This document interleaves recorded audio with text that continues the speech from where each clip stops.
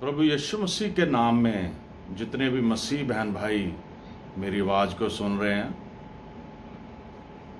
उन सभी को जय मसीह की। Praise the Lord. सलाम। जीवित पिता प्रभु यीशु मसीह हम सभी से मोहब्बत करता है। आज इतवार का दिन है और सभी जितने भी पासवान हैं वो यूट्यूब पे, फेसबुक पे लाइव होके प्रभु का सुसमाचार, जिंदा परमेश्वर यीशु मसीह का प्रचार कर रहे हैं। United church of northern India की तरफ से भी हम यूट्यूब के जरिए और फेसबुक के जरिए प्रभु का प्रचार फैला रहे हैं। हमारा मकसद किसी भी धर्म जाति के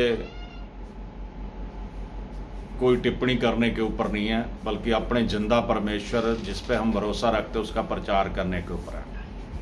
आज का जो वचन का विषय है मेरे अजीज बहनों भाइयों, वचन का विषय है प्रभु यीशु मसीह की आज्ञाएं। जैसे दुनियावी तौर पे माँ बाप अपने छोटे से बच्चे को बहुत सारी आज्ञाएं देते हैं, जब तक वो समझदार नहीं होता, बच्चे ये नहीं करना, ऐसा नहीं करना, वो ये कार्य नहीं करना। और बहुत सारे बच्चे जो माँ बाप के कहने कार्य में चलते बड़े होकर अच्छे उनका जीवन होता है। इसी तरह जब हम विश्वास ईमान में यीशु मसीह के ऊपर भरोसा रख के तौबा करते हैं, बपतिस्मा लेते हैं, पवित्र आत्मा का दान पाते हैं, तो प्रभु यीशु मसीह ने जो सुसमाचार में हम पढ़ते हैं, बाइबल पढ़ते हैं, बहुत सारी आज्ञाएं उन्होंने बोली हैं, जिन आज्ञाओं को हम अगर पढ़ेंगे तभी लोगों को पता चलेगा प्रभु ने कौन कौन सी आज्ञाएं हमें दी हैं। बहुत सारे ज़्यादातर लोग क्या करते हैं, कई लोग ये सोचते हैं कि जब प्रभु यीशु मसीह जगत में आए तो उन्होंने व्यवस्था को पूरा कर दिया, उन्होंने व्यवस्था को ख़त्म कर दिया और हमें एक आज्ञा दे दी है, सबसे श्रेष्ठ आज्ञा प्रेम।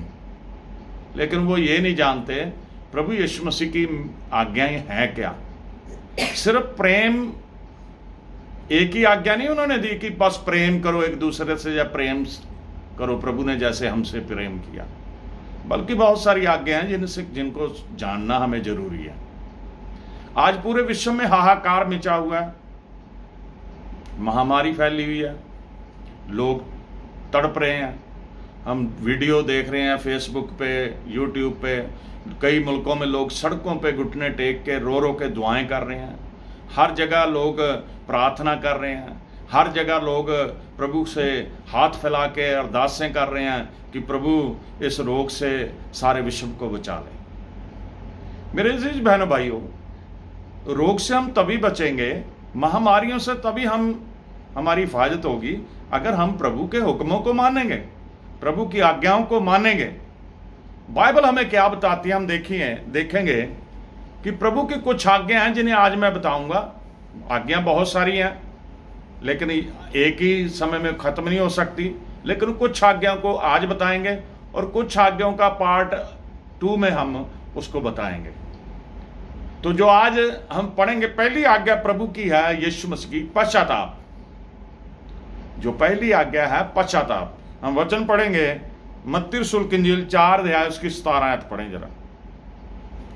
पश्चाताप जो है वो दोहरी क्रिया है, पाप से अलग होना और परमेश्वर की ओर फिरना, इसे पश्चाताप कहते हैं। हाँ जी पढ़िए। उस समय से यीशु ने प्रचार करना और ये कहना आरंभ किया, अपने पापों से मन फिराओ क्योंकि स्वर्ग का राज्य निकट आ रहा है। आगे। हालेलुया। प्रभु यीशु मसीह ने क्या कहा? प्रचार की शुरुआत प्रभु ने की, मन फिराओ क्योंकि स्वर्ग का राज्य निकट आया है। जब यूहन्ना ने कहा था आ रहा है, यीशु मसीह ने कहा आया है। पश्चाताप करना है हमें।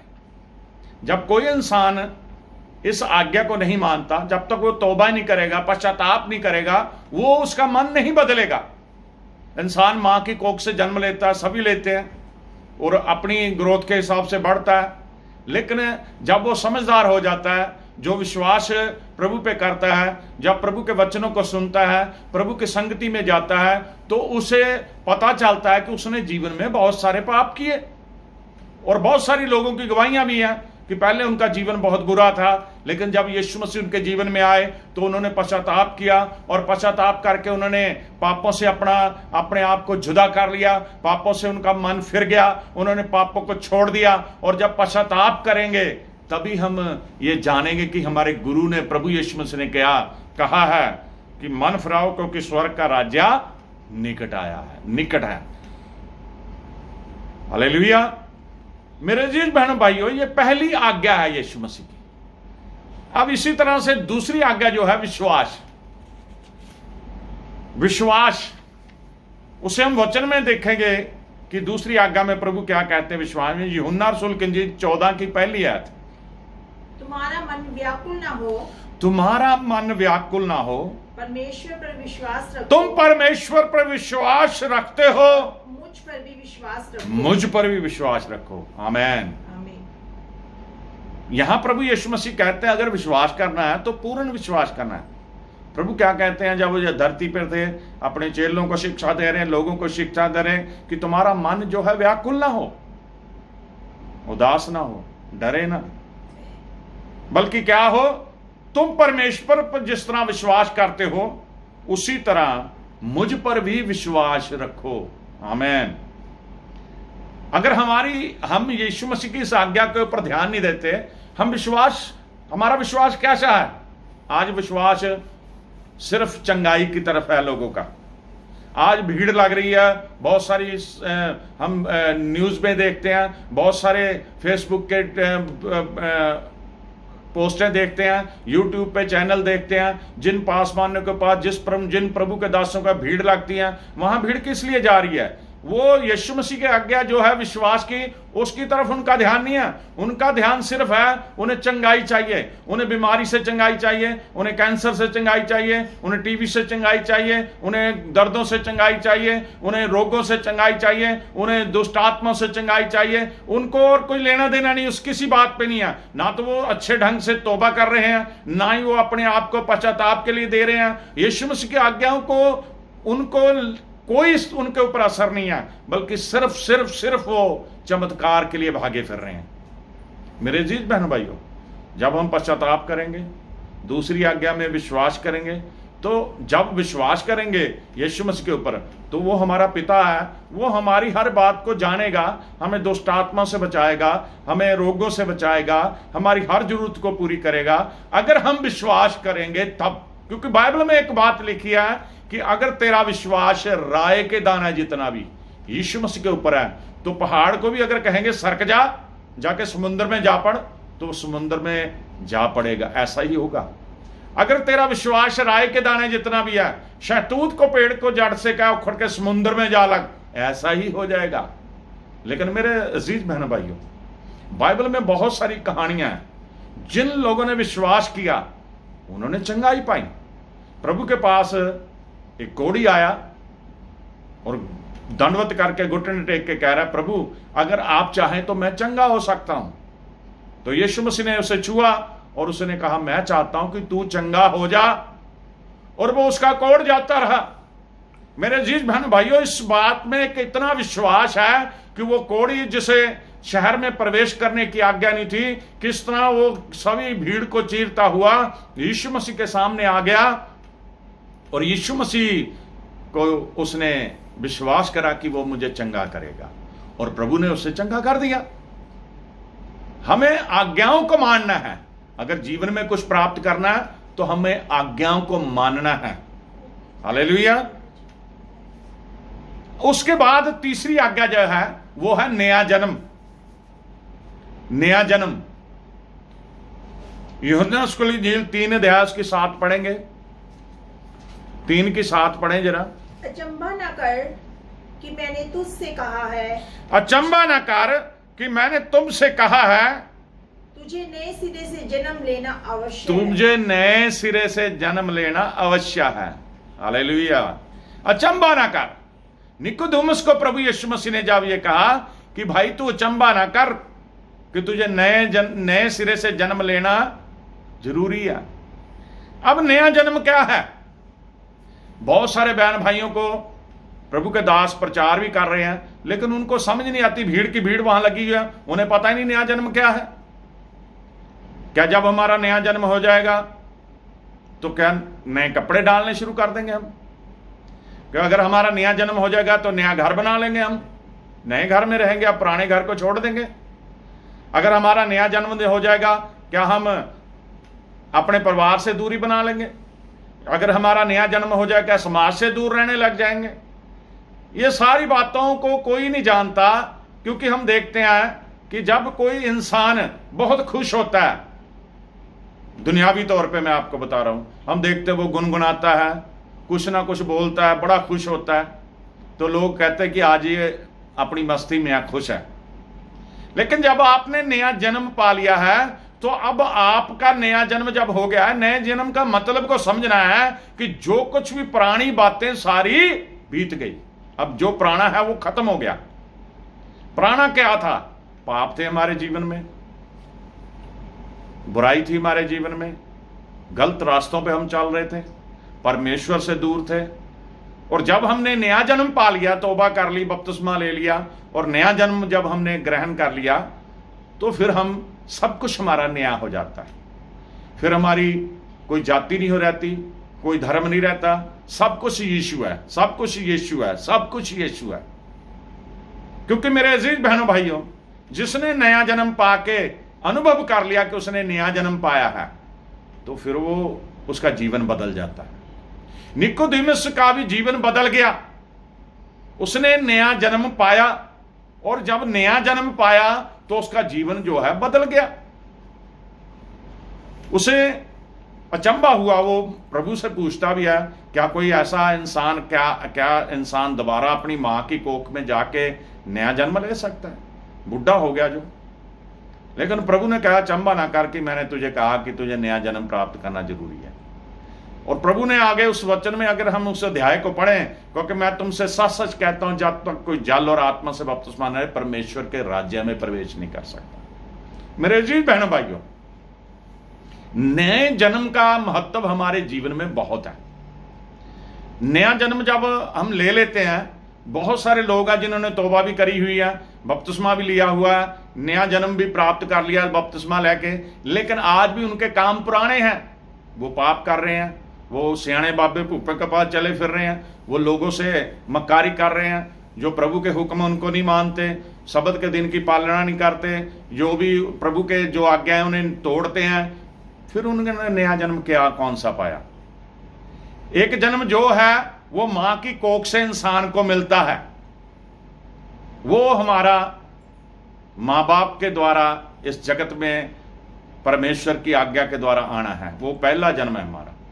लेकिन जो नया जन्म है वो हमारा दूसरा जन्म है, जो परमेश्वर के बच्चे बन के हमें मिलता है।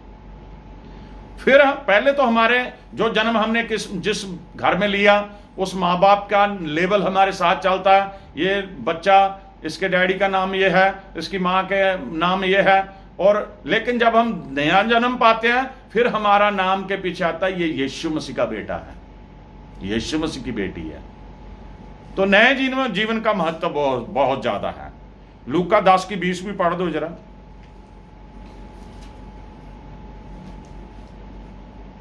फिर भी इस बात से आनंदित मत हो कि दुष्ट आत्माएं तुम्हारे वश में है।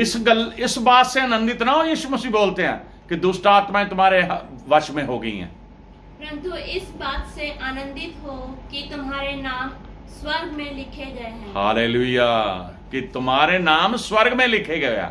जब आपने नया जन्म पा लिया, सबसे बड़ा फायदा जो होता है, यीशु मसीह हमारा पिता बन जाता है और स्वर्ग में हमारे नाम लिखे जाते हैं। अब जो एक बात है, जैसे बच्चा माँ बाप के घर पैदा होता है, जैसे माँ करेगी कार्य, जैसे बाप करेगा, वैसा ही बच्चा सीखेगा। जो गुण माँ बाप में होंगे वही बच्चे में आएंगे। तो यीशु मसीह इसको किस तरह से समझाते हैं कि जैसे कोई पेड़ हमने लगाया, पेड़ अपने फल से पहचाना जाता है। हमने नया जन्म लिया, हम यीशु मसीह के बेटे बेटियां बन गए। अब यीशु मसीह जो है वैसे ही हमने कार्य करने हैं। यीशु मसीह जैसा है वैसे ही हमने बनना है। पढ़ सकते हैं हम इसको, मत्ती 12:33 में पढ़िए जरा जल्दी, मत्ती 12:33।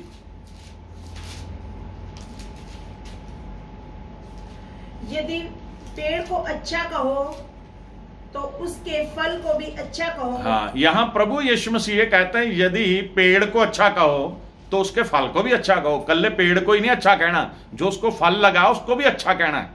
या पेड़ को निकम्मा कहो तो उसके फल को भी निकम्मा कहो। पेड़ को निकम्मा कहो तो उसके फल को भी निकम्मा कहो, क्योंकि पेड़ अपने फल ही से पहचाना जाता क्योंकि है। पेड़ अपने फल से पहचाना जाता है। मेरे अजीज बहनों भाइयों, जब हमने नया जन्म पा लिया तो हमारा पिता यीशु मसीह बन गए। हमारे पिता यीशु मसीह हैं, हमारा गुरु यीशु मसीह है। और हमारे यीशु मसीह ने इस धरती पे जब वो शरीर समेटे, मुर्दों को जिंदा किया, अंधों को आंखें दी, कोढ़ियों को शुद्ध किया, लंगड़ों को चलाया, वो रोया भी अपने बच्चों के लिए। वो जब लाजर मर गया वो रोया और उदास हुआ। उसने जो दुनियावी इंसान को जी फीलिंग होती सभी उसने उसको हुई। और आज जब हम ये देखते हैं जो पिता यीशु मसीह के काम है, जो पिता यीशु मसीह का स्वभाव है, वो सब कुछ हमारे अंदर होना चाहिए जो नया जन्म पाते हैं।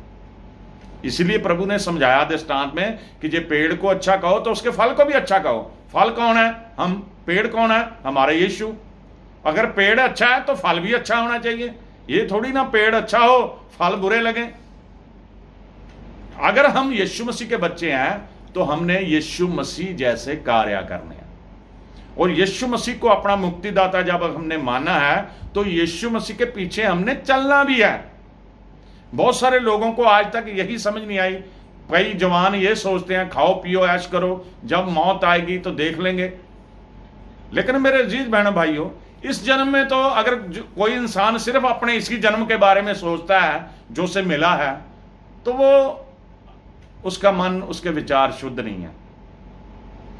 पवित्र शास्त्र बाइबल को अगर हम पढ़ें तो जब ये शरीर हमारा मिट जाएगा तो हमें, शुरू में जो मैंने अभी पढ़ाया आपको कि स्वर्ग में आपके नाम लिखे, इस बात पे ध्यान दो, तो फिर लेखे कि उस पुस्तक में हमारा नाम ही नहीं होगा। मेरे अजीज बहनों भाइयों, यीशु मसीह के ऊपर विश्वास करें। अगर पेड़ अच्छा है तो उसके फल को भी अच्छा कहें। और साफ लिखा, पेड़ निकम्मा है तो उसके फल को भी निकम्मा कहें, क्योंकि पेड़ फल ही से पहचाना जाता है। जो हमारा दिल है, दिल ही हृदय प्रवर्तनी एकमात्र समाधान है। अगर यीशु मसीह के ऊपर विश्वास करना तो इंसान का दिल बदलेगा। अगर उसके दिल में आएगा नहीं कि वो तौबा करे, उसने पाप करे, उसको एहसास ही नहीं होगा तो पाप तौबा करेगा ही नहीं। अगर वो विश्वास नहीं करेगा तो यीशु मसीह को मुक्तिदाता नहीं मानेगा।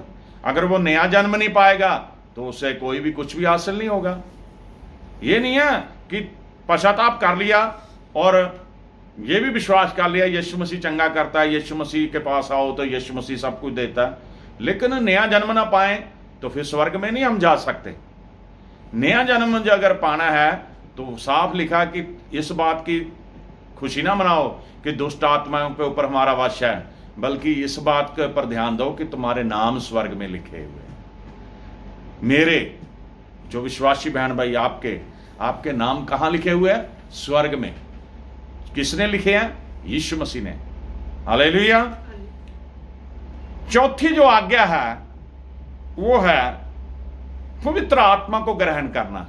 पश्चाताप भी कर लिया, विश्वास भी कर लिया, नया जन्म भी पा लिया। इन आज्ञाओं के बाद जो है वो सबसे बड़ी आज्ञा है पवित्र आत्मा को ग्रहण करना। यूहन्ना 20:22 पढ़ेंगे। हर एक मसीह को पवित्र आत्मा का वास स्थान और उसके द्वारा सामर्थ्य होना जरूरी है। यूहन्ना 20:22। ये कहकर यीशु ने उन पर फूका। ये कहकर यीशु ने उनसे कहकर उन पर फूका और उनसे कहा पवित्र आत्मा लो। पवित्र आत्मा लो। जब हम यीशु मसीह के ऊपर विश्वास करते हैं, पश्चाताप करते हैं और विश्वास करते हैं और नया जन्म पाते हैं, तो यीशु मसीह क्या करता है? साबित करता बाइबल में ये वचन जब पढ़ते हैं कि वो पवित्र आत्मा हमें देता है। बहुत सारे लोग कहते हैं हम तो दुआ करते रहते हैं पवित्र आत्मा के लिए, वो तो हमसे बात नहीं करता, पवित्र आत्मा आज तक हमें मिला ही नहीं, पवित्र आत्मा के साथ हमें पता ही नहीं पवित्र आत्मा कौन है। मेरे अजीज बहनों भाइयों, यीशु मसीह ने हमें एक सहायक दिया है, वो है पवित्र आत्मा। और पवित्र आत्मा एक जीवित प्राणी है जिससे हम बातचीत कर सकते हैं, जो हमारे साथ रहता है, जो हमारी बातों को प्रभु तक पहुंचाता है, जो हमारी बातों को यीशु तक पहुंचाता है। पवित्र आत्मा हमारी पल पल सहायता करता है। पवित्र आत्मा हमें रोकता है अगर हम गुनाह करने की तरफ अग्रसर होते हैं। पवित्र आत्मा हमें रोकता है अगर हम पाप की तरफ बढ़ रहे हैं। पवित्र आत्मा हमें हर तरह से संभालता है मेरे अजीज बहनों भाइयों। और पवित्र आत्मा प्रभु यीशु मसीह ने उन्हें दिया। और पांचवी जो आज्ञा है वो है यीशु मसीह के पीछे चलना। हालेलुया। अब हम फॉलो कैसे कर रहे हैं यीशु मसीह को? कदम जहां रखेगा प्रभु मेरा, वही हमने अपने कदम रखने हैं। हम फॉलो कैसे कर रहे हैं यीशु मसीह को? प्रभु यीशु मसीह को फॉलो कर रहे हैं हम। और प्रभु यीशु मसीह को जब फॉलो कर रहे हैं तो प्रभु यीशु मसीह के पीछे चलेंगे, तभी हमें पता चलेगा, तभी हम उसे जानेंगे। लूका रसूल की इंजील 5 अध्याय उसकी 27 आयत पढ़ें जरा। लूका 5 की 27।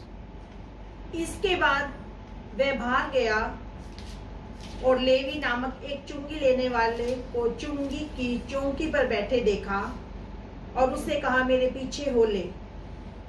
लूका 5 की 27 है ये। यहां मत्ती नाम का शख्स था जो चुंगी का टैक्स लेता था। यीशु मसीह अपने चेलों के साथ, और भीड़ भी है, वहां से निकल रहे थे और यीशु मसीह ने उसे वहां देखा और यीशु मसीह ने कहा, चल मेरे पीछे हो ले। और वहां बड़ी मजेदार बात है, बाइबल में पढ़ें, वहां यह नहीं लिखा कि उसने ये कहा हो कि गुरुजी मैं फिर सोच के बताता हूं, या मैं कल आऊंगा, या मैं फिर आऊंगा, अभी मैं ड्यूटी पे बैठा हूं, अभी मैं टैक्स इकट्ठा कर रहा हूं। उसने ऐसा कुछ नहीं सोचा। यीशु मसीह ने एक ही बात बोली, मेरे पीछे हो ले। और उसी समय वो अपना सब कुछ वहां छोड़ के यीशु के पीछे हो लिया। हालेलुया। ये है यीशु के पीछे चलना। अब जब प्रभु यीशु मसीह ने अपने चेलों को चुना, अगर ध्यान से बाइबल पढ़ो, जब पहले पतरस उसके भाई को चुना, वो मछुआरे थे, मछली जाल डाल रहे थे। यीशु मसीह ने वहां जाके कहा, अभी छोड़ो इन्हें, इसे, आज तक तुमने मछलियां पकड़ ली, अब मैं तुम्हें मनुष्यों को पकड़ने वाला बनाऊंगा। उन्होंने किंतु परंतु नहीं करी, उसी समय प्रभु के पीछे चल पड़े। आज लोग क्या है, पहले कंडीशन रखते हैं, पहले शर्तें रखते हैं। प्रभु यीशु को मैं तभी मानूंगा अगर मुझे मेरा बैंक बैलेंस बन जाएगा। प्रभु यीशु मसीह को तभी मानूंगा अगर मेरे बच्चे अच्छे पढ़ेंगे। प्रभु यीशु मसीह की शक्ति को तभी ग्रहण करूंगा अगर मेरा दुश्मन जो है मुझे तंग करता हो वो खत्म हो जाएगा। ऐसी ऐसी बातें लोग रखते हैं जो सुन के हमें बड़ी अजीब लगती हैं। कई लोग ऐसे हैं, वो एक ही बात कहेंगे, मैं तो तभी मानूंगा अगर मेरा ये काम यीशु कर देगा। मेरे अजीज बहनों भाइयों, बाइबल में लिखा, सबसे पहले मेरे धर्म और राज्य खोज कर, दुनिया की हर भली वस्तु तुम्हें अपने आप मिलेगी। और वचन में लिखा, मैं तेरे मांगने से पहले जानता हूं तुझे क्या चाहिए। वो तो सब कुछ जानता है मुझे क्या चाहिए, लेकिन वो उसी को देगा। जैसे दुनियावी तौर पे जो माँ बाप की प्रॉपर्टी होती है, जो माँ बाप का धन दौलत होता है, सब कुछ अपने बच्चों के लिए होता है, दूसरों के लिए नहीं होता। इसी तरह जब आप यीशु मसीह की शिक्षाओं पे चलोगे, यीशु मसीह को अपना मुक्तिदाता मान लोगे, यीशु मसीह को अपना पिता मान लोगे, तो जो कुछ भी प्रभु का है वो सब कुछ हमारा है। बाइबल में लिखा है, यीशु मसीह का वचन हम पढ़ते हैं कि जंगल का बब्बर शेर तो भूखा रह सकता है, वो रहता भी है, लेकिन मेरे विश्वासियों को किसी भली वस्तु की घटी ना होगी। अगर आप लोग सिर्फ यीशु मसीह के पीछे इसलिए चलना चाहते हैं कि वो आपका घर अच्छा कर दे, आपको अच्छा घर दे दे, आपके बच्चे पढ़ जाएं, आपके बच्चे अच्छे बन जाए, आपको कार मिल जाए, आपका बैंक बैलेंस, यही दुआएं हैं लोगों की। इसके अलावा कुछ नहीं जानते लोग इस समय, आज के समय में। ना वो पाप छोड़ना चाहते हैं, ना वो तौबा करना चाहते हैं, ना वो पश्चाताप करना चाहते हैं। वो सिर्फ मांगते रहते हैं यीशु मसीह से। और कुछ लोग तो सिर्फ चंगाई के लिए यीशु मसीह के पीछे चल रहे हैं। और बहुत सारे हमारे पास ऐसे लोग भी आते हैं जो थोड़े समय प्रभु की संगति अटेंड करेंगे और फिर वो जब उनके काम सही हो जाते हैं, वो बीमारी उनकी चले जाती है या उनको शांति मिल जाती है, यीशु मसीह को छोड़ देते हैं। ऐसा कोई बच्चा धरती पे नहीं होता जो अपने माँ बाप को त्याग दे। जब आपने प्रभु को अपना पिता ही मान लिया तो ये थोड़ी ना जब आपको मतलब हुआ तो यीशु मसीह के पास आ गए, जब मतलब निकल गया तो यीशु मसीह को छोड़ दिया, और फिर जब भीड़ पड़ी फिर यीशु मसीह के पास आ गए। अगर लोग ऐसा कार्य कर रहे हैं तो उन्हें कुछ भी नहीं मिलना। खास तौर पे जो मैंने आपको पढ़ाया नए जन्म में कि ये बात को खुशी मनाओ कि तुम्हारे नाम स्वर्ग में लिखे हुए हैं, तो उनके नाम तो है ही नहीं स्वर्ग में, लिखे कोई पुस्तक में नहीं है, यीशु मसीह की उस किताब में नहीं है। हमने क्या करना है? यीशु मसीह के पीछे चलना है। हालेलुया।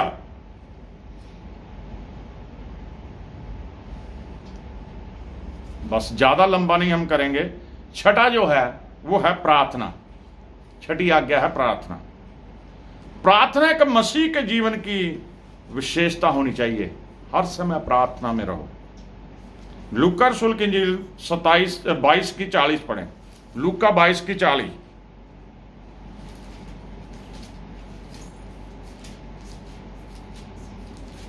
उस जगह पहुंचकर यीशु ने उनसे कहा, उस जगह पहुंच के यीशु ने उनसे कहा, प्रार्थना करो कि तुम परीक्षा में ना पड़ो। कि तुम परीक्षा में ना पड़ो। हालेलुया। अगर हम प्रार्थना करेंगे मेरे अजीज बहनों भाइयों तो कोई परीक्षा हमारे ऊपर नहीं आएगी, ना ही कोई हमें दुख मुसीबत आएगी, ना ही शैतान हमें तंग करेगा, ना ही कोई बीमारी हमें छू सकेगी, ना ही हमारे घर में कोई प्रॉब्लम होगी, ना ही हमारे जीवन में कोई प्रॉब्लम होगी। हम किसी भी परीक्षा में नहीं पड़ेंगे अगर हम प्रार्थना करते हैं तब। मेरे अजीज बहनों भाइयों, प्रार्थना जो है बड़े बड़े बंधनों को तोड़ देती है। प्रार्थना जो है उसमें इतनी शक्ति है। प्रार्थना के जरिए हम यीशु मसीह के दीदार करते हैं, उसके दर्शन करते हैं। प्रार्थना जो श्रापों को खत्म कर देती है, प्रार्थना जो रोगों को खत्म कर देती है, प्रार्थना ही है जो हमें शक्ति देती है, हमें सामर्थ्य भर देती है। और बहुत सारे लोगों का रवैया क्या है? दुनिया के सारे काम करेंगे, सुबह से शाम तक अपने काम करेंगे, चाहे वो बिजनेस करते हैं, चाहे वो दुकान करते हैं, चाहे अपनी सरकारी जॉब है या प्राइवेट जॉब है, उनको वो कार्य सभी उनको पता है करने हैं, लेकिन एक काम को भूल जाते, प्रार्थना करनी उनको याद नहीं रहती। प्रार्थना बहुत जरूरी है मेरे अजीज बहनों भाई। अगर हम प्रार्थना नहीं करेंगे तो हमें कुछ भी हासिल नहीं होगा। प्रार्थना के बिना हम कुछ भी नहीं प्राप्त कर सकते। हालेलुया। लास्ट में आज हम देखेंगे बाइबल का अध्ययन करना। बाइबल को भी जरूर पढ़ना है हमने।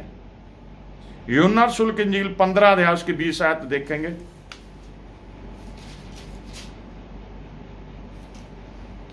15 की 20। जो बातें मैंने तुमसे कही थी, जो बातें मैंने तुमसे कही थी, दास अपने स्वामी से बड़ा नहीं होता। उसको याद रखो कि दास अपने स्वामी से बड़ा नहीं होता। उसको याद रखो, यदि उन्होंने मुझे सताया तो तुम्हें भी सताएंगे, और यदि उन्होंने मेरी बात मानी तो तुम्हारी भी मानेंगे। प्रभु यीशु मसीह ने क्लियर यहां बता दिया। प्रभु ने जब धरती पे थे, अंधों को आंखें दी, कोढ़ियों को शुद्ध किया, लंगड़ों को चलाया, गूंगे बोलने लगे, बोले सुनने लगे, बहुत सारे मौजे चमत्कार, मुर्दे जिंदा हुए। तब प्रभु ने यह बताया कि जब इतने काम करने के बावजूद लोगों ने उस पर विश्वास नहीं करा, उसे बड़े हेर फेर करके और जालमों ने उसे क्रूस पे चढ़ा दिया, उसके मुंह पे थूका, उसके सिर पे कांटों का ताज रखा, उसके नेजा मारा पसली में, हाथों पैरों में कील ठोके, स्लीप पे चढ़ाने से पहले 39 कोड़े मारे। जे अगर हम बाइबल को पढ़ेंगे नहीं, हमें पता कैसे चलेगा हमारे लिए इतनी बड़ी कुर्बानी हमारे प्रभु ने दी है। हमने प्रभु के पीछे चलना है तो बाइबल का अध्ययन भी करना है कि हमारे प्रभु ने जो वचन में, सुसमाचारों में लिखा हुआ है, क्या क्या किया, कहां कहां वो घूमा, उसने किस तरह से हमारे लिए क्या कुछ किया, उसने इस संसार के लिए क्या किया, इस संसार के सभी पापियों के लिए उसने कितनी बड़ी कुर्बानी दी। अगर मेरे अजीज बहनों भाइयों यीशु मसीह की शिक्षाओं को हम नहीं जानेंगे तो हमें कुछ भी नहीं पता चलेगा। इसलिए रोजाना सुबह उठ के दुआ करो, प्रेयर करो और वचन पढ़ो। वचन पढ़ना बहुत जरूरी है। अपने परिवार के साथ बैठ के शेयर करो, आप अकेले हो तब पढ़ो, और जो भी आज्ञाएं प्रभु की उसने मान लो, ताकि परमेश्वर आपको जीवन दे और परमेश्वर आपको आशीष दे और परमेश्वर आपके जीवन में कार्य करे। आमीन। जब हमने ये पवित्र वचन प्रभु का सुना तो मेरे अजीज बहनों भाइयों, आइए हम अपनी आंखों को बंद करें ताकि ये वचन आपके हृदय में कार्य करे, ताकि ये वचन आपके जीवन में कार्य करे, ताकि ये वचन आपको बहुत सारी सामर्थ से भरे, ताकि ये वचन आपके जीवन को बचा ले। आइए हम प्रार्थना में चलेंगे। सर्वशक्तिमान परमेश्वर, मेरे जिंदा खुदावंद यीशु मसीह जी, हम आपका धन्यवाद करते मेरे पिता, आपकी मेहरबानियों के लिए धन्यवाद करते मेरे परमेश्वर, आपकी कृपा के लिए धन्यवाद करते मेरे परमेश्वर। आपने हमें जीवन दिया मेरे पिता, आपने हमें जिंदा रखा मेरे पिता, आपका हम शुक्राना करते मेरे परमेश्वर। आपने हम पापियों को छुड़ा मेरे पिता, हम शुक्राना करते मेरे परमेश्वर। जब प्रभु पूरे विश्व में हाहाकार मची है मेरे पिता, और प्रभु मौत ही मौत बट रही है मेरे परमेश्वर, आपने हमें जीवन दिया मेरे परमेश्वर, आपने हमें संभाला मेरे परमेश्वर। आप जीवन देने वाले परमेश्वर है मेरे पिता।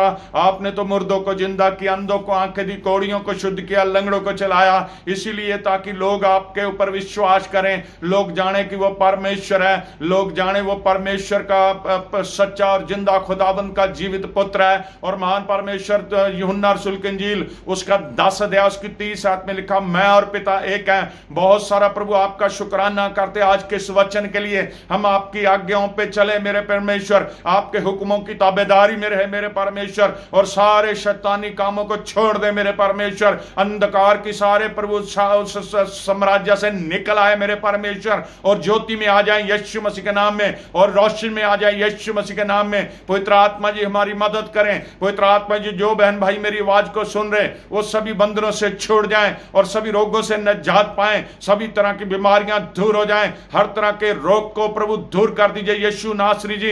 और महान परमेश्वर, ये वचन इनके हृदय में नक्श हो जाए मेरे पिता, और सचमुच आपने जो वचन में हमने आज सुना प्रभु, उस वचन को इनके ऊपर कार्य करने दीजिए मेरे पिता। पवित्र आत्मा इस काम को पूरा करे, हमारी दुआ को सुने, कबूल करें, बाप बेटा और पवित्र आत्मा के नाम से मांगते हैं, आमीन।